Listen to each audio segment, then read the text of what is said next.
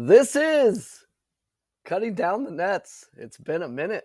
Huh, Mav? Sweet 16. Oh, God. Is this the first video of the year? Life has gotten in the way of video content. I'll tell you that. It's been far easier just to share blurps on Twitter and stuff like that. So to catch you up on old Paddy, how's Paddy doing? Hey, great year. 55%. Love it, right? Oh, man. After the week in Vegas last week, I would disagree with that. But anyway, I want you to notice this is every day, and all this is on BetStamp Track Daily, but this is just kind of a roll-up. Just want you to see the unit count day by day. You see early in the season, a lot of green here. Work our way down. We hit that January kind of mid-season point that isn't the best for the type of model I use. Kind of limp through February, and then she gets hot. We really turned it on late February, early March, and then worst day of the year. When is the worst day of the year? When? Minus 5.6 units. Worst day of the entire year. Entire year. Unbelievable. Because that's the day I bet the most money, without a doubt. So unit counts like day by day, I keep that fairly low to accommodate a large volume.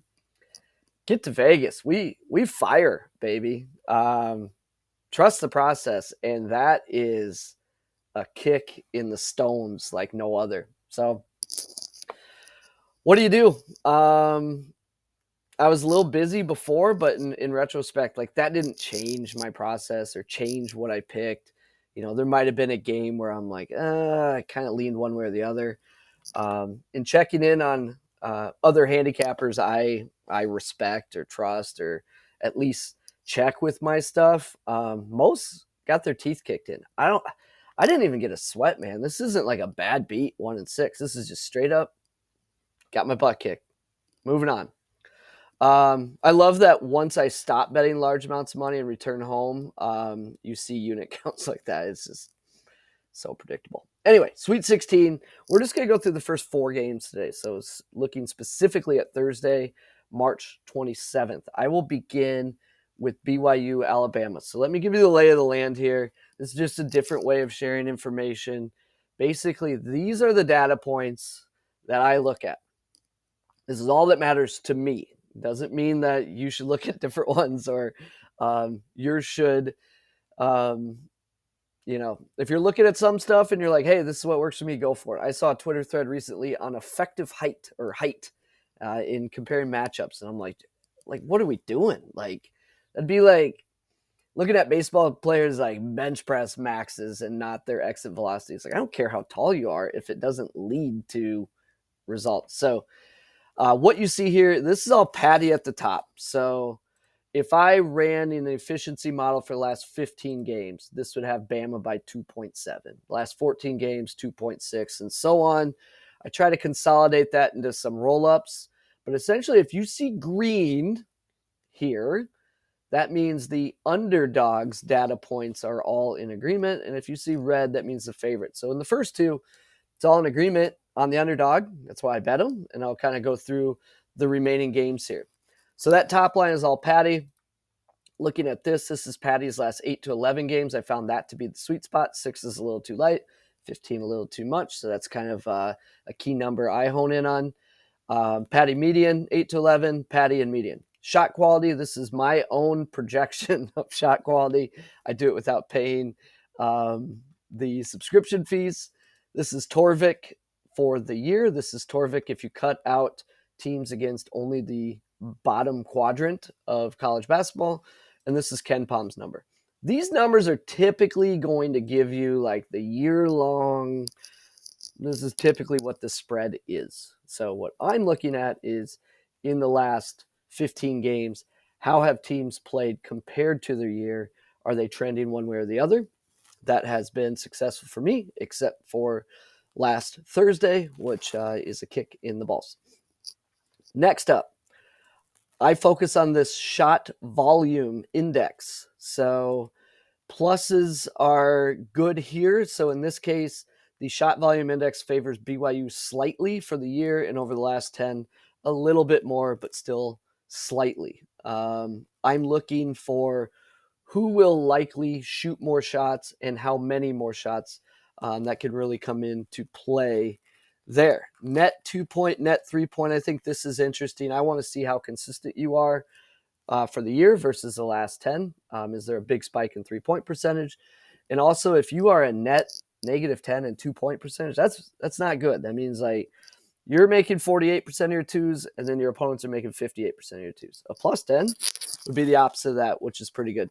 Don't worry about this stuff. Don't worry about that stuff. Some things I'm kind of testing. So as we look at BYU and Alabama, the line is 5.5.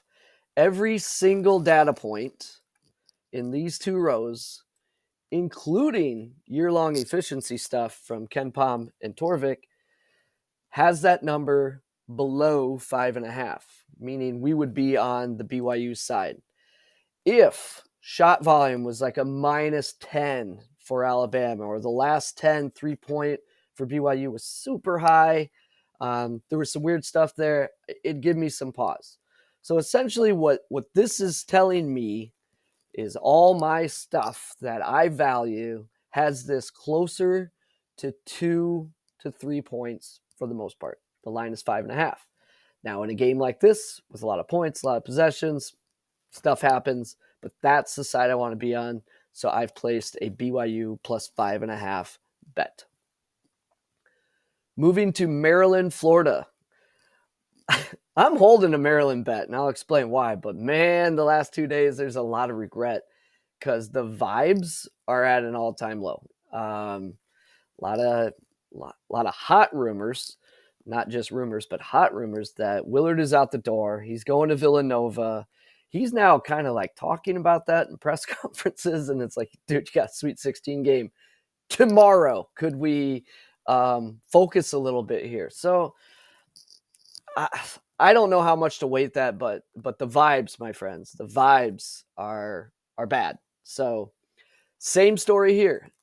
Line is 6.5. So if these are less than 6.5, it's going to be colored green for Maryland, and then it is red for Florida. Like, for instance, if the Paddy number here was -9, you just see that the color changes. That's all those colors mean, is like which team is getting the data point there. So in this case, in terms of all recent efficiency data, I have that closer 3 to 4. The line is 6.5. Sounds good. I look at season-long data. Torvik is more in the 3 to 4 range as well. Shot quality is in the 3 range. So again, I view it as getting nearly a possession of value. I'll take it. I will note that KenPom is a 6. Next up, shot volume. First concern here is that for the year, because Maryland's a decent shot volume team, slight edge to Florida for taking more shots here. I think that can be negated a bit by free throws. My shot volume formula is more just offensive rebounds, turnovers, not necessarily free throws. So I'm okay with that one. We now, in the last 10, are seeing a little bit of a trend of Maryland getting a little worse in that area, Florida getting a little better. Not great. I look at net 2-point over here for the year. Maryland to 5, Florida 10. Florida has kept that consistency, and Maryland dropping. So how is all these Paddy numbers showing Maryland as a value if shot volume's trending the wrong way, 2 points trending the wrong way, and you're going to get to this dirty little 3-point thing that they are a plus 10 over the last 10 games is Maryland in the 3-point bucket. So essentially what that means is if they are shooting 39%, their opponents are shooting 29%. Sometimes that can snap back. So I feel way better about holding a BYU bet right now than I do Maryland due to vibes and just kind of the 3-point value over there. Arizona, Duke. So now you see kind of a mix. And these are what's harder for me is the line is 9.5. We have a lot of data points that are green, which would favor the Arizona side. We have quite a few data points that are red, which favor the Duke side. I look at shot volume. Arizona, strong shot volume team. Duke, one of the best. So Duke expected to take more shots. We look at net 2-point. Duke, a 15 delta for a net 2-point. That's insane.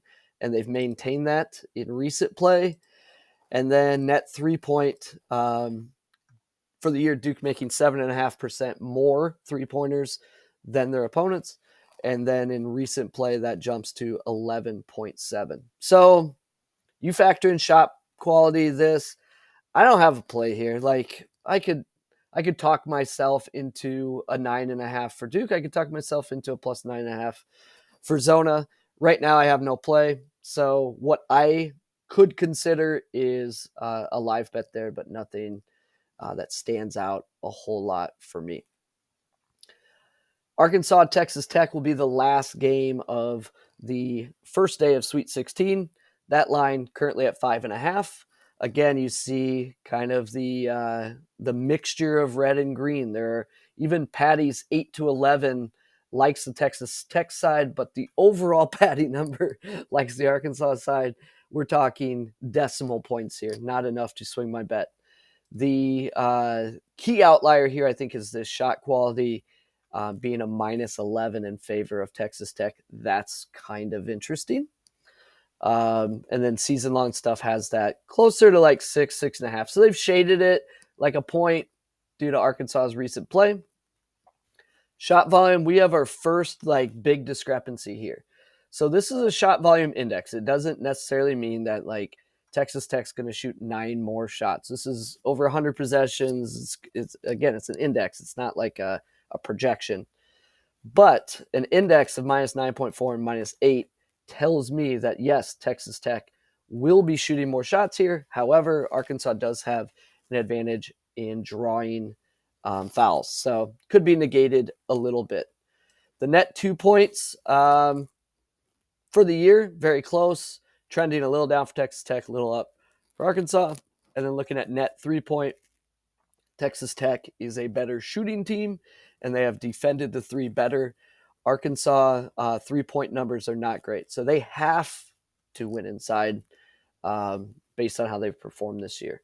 So this one's a toss-up. I think with shot quality, with shot volume, I would lean Texas Tech, but I don't want to lay 2 possessions with data like this. So again, likely a live situation where maybe Texas Tech falls down. And if Texas Tech jumps out, I probably just sit it out. I don't really love the Arkansas side here, despite some of the Paddy stuff being close. So again, it's good to be back. Hope to do this tomorrow morning for the Friday matchups. Thanks for listening. It's been an interesting year.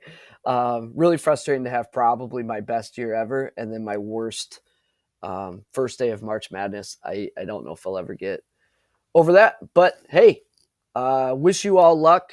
I am on BYU in Maryland, and I'm looking live for potentially Duke or Texas Tech. We will see how she goes. Good luck, everybody.